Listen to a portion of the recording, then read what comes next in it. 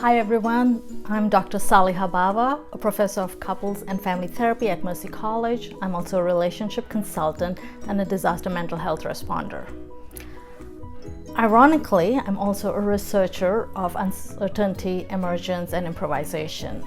So in light of the coronavirus, I'm here to talk about student engagement today, as in New York, a number of higher educational institutions are moving their courses, the whole program online. I have 15 years of online teaching experience, and I want to focus today on some tips, practices for student engagement.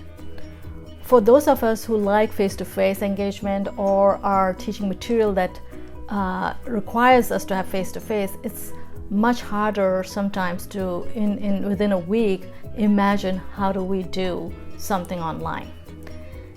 And how do we engage students? The first thing is to use teleconferencing.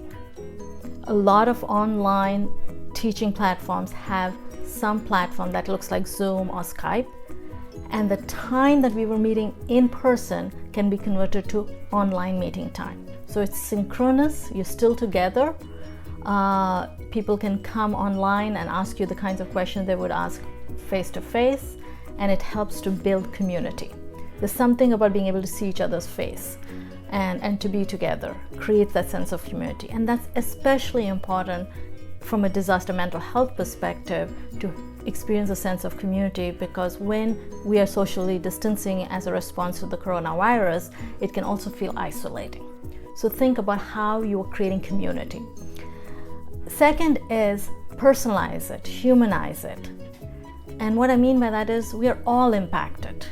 Even if I'm not sick, even if nobody in my family is sick, the fact that I have to teach online is disruptive and is also perhaps frustrating for some of us. So we don't have to bring those emotions, but we can empathize, we can share the challenge because we're in it together.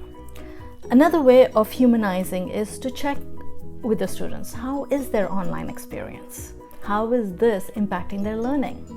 Maybe have a discussion thread where students are reflecting, sharing stories of how are they organizing their life of working and learning from home. Because we know some students like to come to the library, they like to study in groups. Now, what does it feel like? How do they focus? Students are going to feel, some of them, as human beings do feel, we're going to have different responses. So they're going to feel irritated, they're going to feel frustrated, maybe sluggish. Maybe their environment, which is the library or the cafe, is not there. They don't have private space at home.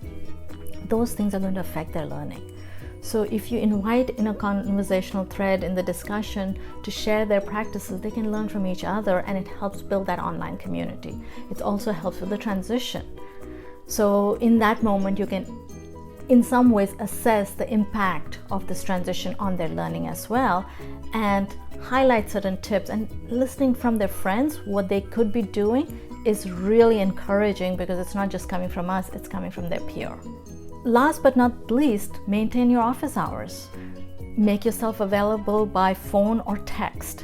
I know a number of my colleagues don't like texting, but I have found that online engagement is really successful if I meet my students where they are at. And usually a lot of them are at texting rather than emailing level. So I make it very clear in terms of what communication devices and mediums we're going to use. Are we going to use, at Mercy we use Blackboard. Am I going to use the email system of Blackboard, or am I going to use my college email? If I'm allowing for text, I have certain instructions for that. Please tell me your name, tell me your course number or name, and then tell me what your question is, because I'm teaching 3 courses and I don't know which course you're asking. So it helps to create context. So I hope all these tips and practices around student engagement helps you to transition as you think about online teaching and learning in this time. And last but not the least, these are efforts to create social distancing, but not social isolation. So as we create that physical distance to prevent the spread, the widespread community spread of coronavirus, let's also stay engaged, let's stay connected, and let's share our practices and ideas of how we are doing it. So please share your questions and comments below, and I hope we'll have a wonderful conversation and create an online community ourselves. Thank you.